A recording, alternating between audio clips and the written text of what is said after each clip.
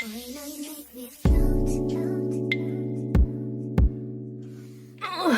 guys, I'm Constigo and today I'm doing a little update about where I've been, why I haven't been uploading to YouTube. Once again, literally cannot stick to a schedule. I try and schedule a bunch of videos in advance, which is again what I'm doing now, and then I will be uploading those videos like every week for like 3 months, and then I just disappear for like 6 months. I'm trying to be better at it, but honestly my ADHD just can't handle it. Like my autism is like, okay, set a schedule, you can do this, here's what we're gonna do each week, film these videos, schedule them for the next 3 months, and then you've got like 3 months to work on the next set of videos to schedule. No, my ADHD brain cannot handle that. It's like, no, you can schedule those videos fine, but these next 3 months we're gonna burn out and we're not gonna film anything and edit things to upload, so it's not happening.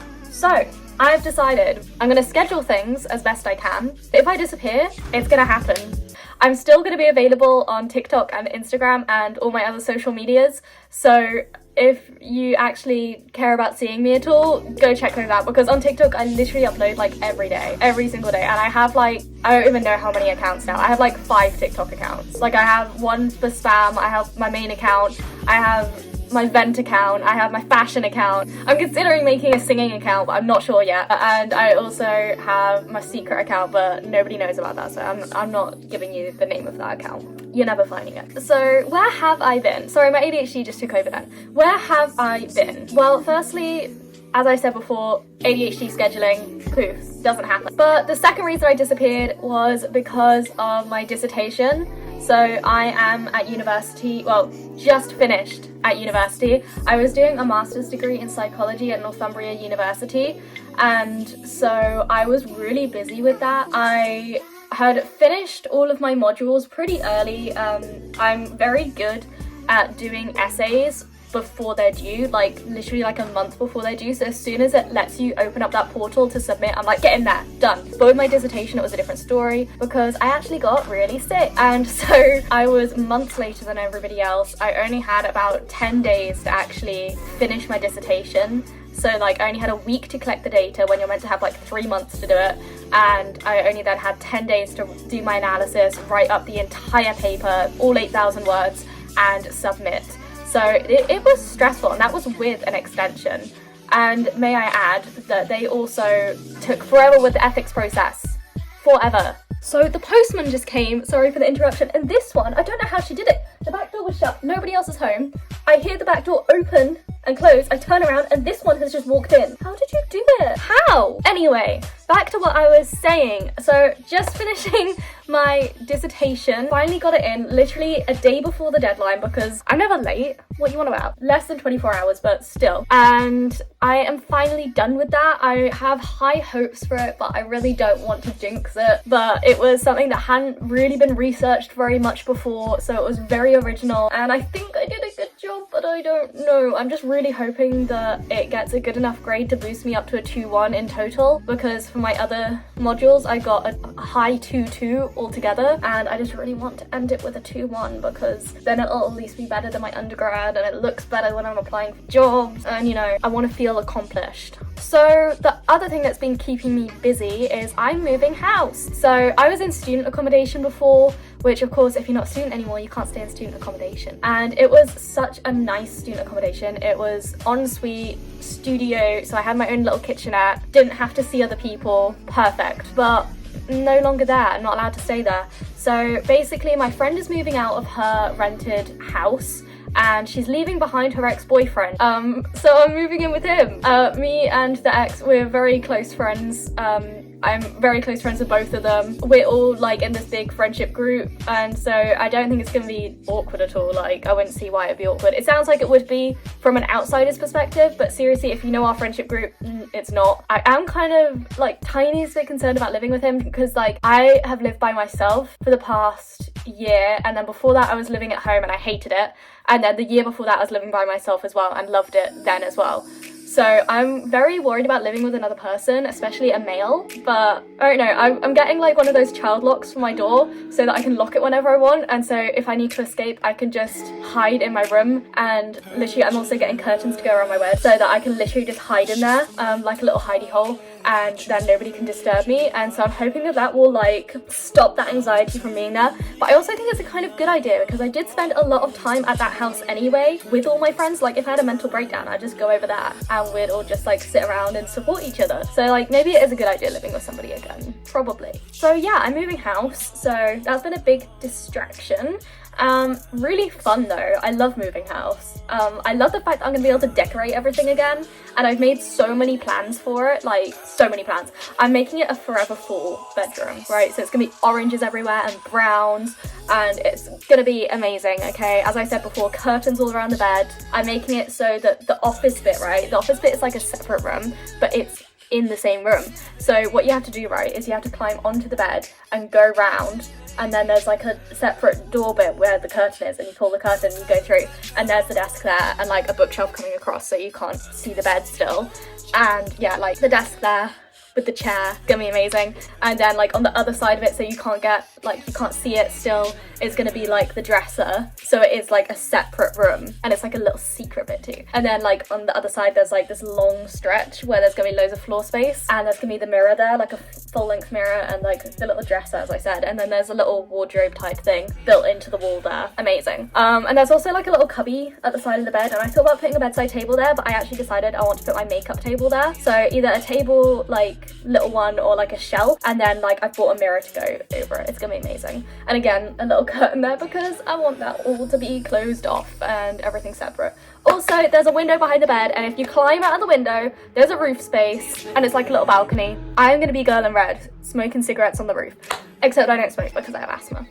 But amazing. Love it. I'm so excited. And so I've come home for two reasons. One reason is because I needed to pack all my things from my childhood bedroom, and so I can take them to the new house. My dad said he's not getting a van, he's just taking his car, so I have to be completely ruthless with what I want to take and what I am selling or throwing away, because they don't want anything in that room. They're turning it into an office slash kind of like workspace.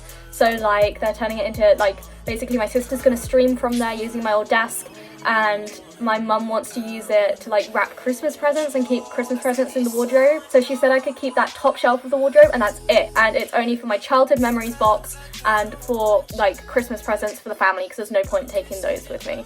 Otherwise I'll have to lug them on the train.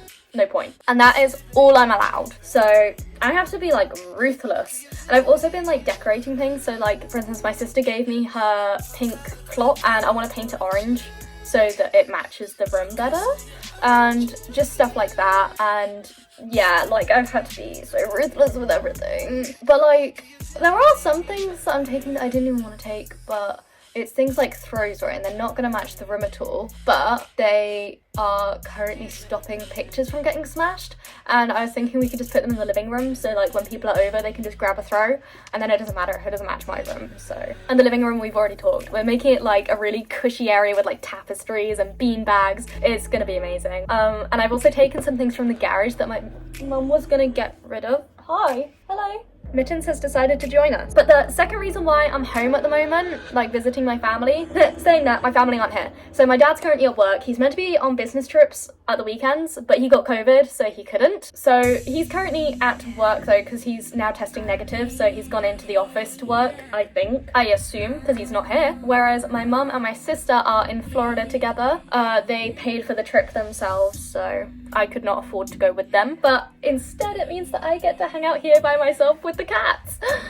So I'm feeding the cats for them whilst they're away, and also injecting my sister's diabetic cat, which I hate. And I actually said that I would not do multiple times, but was told if I didn't, the cat would die. So I was guilted into that. So I'm here doing that. And that is another reason why I haven't been uploading. But I have cleaned a lot of this house, right? I have thoroughly cleaned it, and now I'm running out of things to do. So hey, let's make some videos to schedule again. So be prepared to see my face look like this, and my makeup look like this, and me wearing the same clothes for the next 3 months. So the final reason why I kind of disappeared is because, as you probably know from my channel already, I am extremely mentally ill. Woo! So I can't actually remember the last time I uploaded, but I think the last time I filmed anything was in February, which was when I was sober, and I was doing really well then. I was sober, I was manic, I was doing great. I was like really recovering, and then it ended. The mania ended and I became depressed again because I have bipolar disorder. Luckily the mania never reached like full-blown like psychotic like meltdown, but it just kind of, it went really well for 2 months and then it went I went back to uni, and I think that's what triggered it. Was I changed environments again, and I changed lots of things in my routine again, and it just crashed and I relapsed. Wasn't good. I then also ended up going to lots of parties again. I lost touch with what was going on in my life again, started using a lot again, and then I got arrested. Fun! Not fun. I got arrested because I OD'd, and when the ambulance came to take me to the hospital, they called the police because they noticed I had recreational substances on the side, which is what I had just OD'd on. So, cool. Thank you for that, ambulance crew. I thought your job was to help, not to hinder, but you know, whatever. And then, yeah, I got arrested for having recreational substances. It was possession of Class A substances, and also for having a hunting knife, which I did not know was illegal to own, but apparently the laws changed in January, and I was gifted that knife for Christmas, literally the month before. Whatever. It was only $200, and also incredibly sentimental to me. The mental health team was dreadful about helping me through this. My care coordinator basically ignored me for 3 months, which I found out last week was because he quit. And I went and I asked the reception team literally so many times, hey, where is Kevin? Where's he at? And they lied to my face and said to me, oh, he's on annual leave for the next 2 months. No, he wasn't. He quit. And they only told this to my drug and rehab team literally last week. And so they called me and was like, hey, this is the reason he's not talking to you. It's because he quit. Thank you for that information. But it gets even better because last week the drug and alcohol team were like, hey, since you've been home, you haven't been using again. You're like 2 weeks sober. So we're going to discharge you from our services, which also means that the person who's helping me find a job at the moment within the next few weeks or so is also going to be discharging me because he only works with people who are with the drug and alcohol team. So if I don't find a job in the next like 2 weeks, I have no help with that. I love my life at the moment. It's going so well. I'm incredibly stressed. The other thing, my cat is being destructive during this video. I think she just wants to be around me. I don't really know what's going on. She just wants attention. She always wants attention. She's a little attention whore. She's worse than me. I have BPD, she has histrionic. Like, that's just what it is. So yeah, I'm stressed. And now I've lost my track of thought. Oh yeah.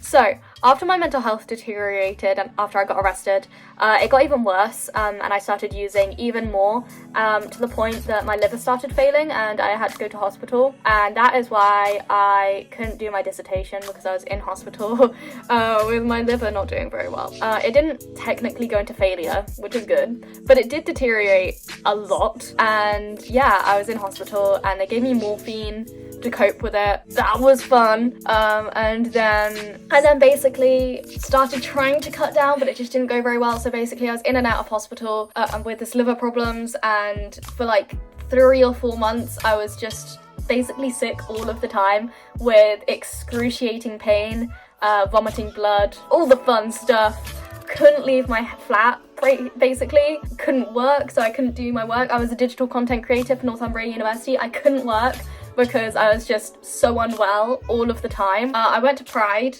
and literally lasted like 2 hours before I had to go home because I was just so unwell. More fun stuff. And the only way I could cope with it, because even when I wasn't taking anything, I was still in excruciating pain, and so it just wasn't working, and I couldn't take paracetamol because that fucks with your liver. And so I had to basically just like smoke a blunt, do a line, get back into bed with a hot water bottle and like a glass of milk, and that was how I was coping. Which of course made it worse because of course that's gonna fuck with your liver even more, but that's all I could do until the doctors finally gave me codeine to take home, and I got like a lot of codeine, and that lasted like a week, but it gave me a week to cut down on what I was taking, which meant like the week after I wasn't taking nearly as much, and so I wasn't in as much pain, which was more manageable, and it meant that I could slowly cut down more and more until I was getting less and less pain and then wasn't having to take as much to cope. And now obviously I'm at home, my liver is completely healed again, it regenerated itself like that. And I'm 2 weeks sober, just over 2 weeks sober. I think I'm about almost 20 days sober now. Will be more sober by the time this video comes out. So yeah, I'd say I'm doing pretty well. Bro, what are you doing? What are you doing? What are you doing? She's just chilling. Look at the belly. It's such a good belly. Ow! Anyway, so yeah, you wanted to know where I was? That's where I was. You probably didn't even care. There's probably like 2 people that watch this for free. Speaking of which, go check out my OnlyFans. I currently have 26 subscribers. That's the most I've ever had. I don't know why they follow me, but they do. Oh, I have also been seeing multiple sugar daddies. I have no money still, but bro, what?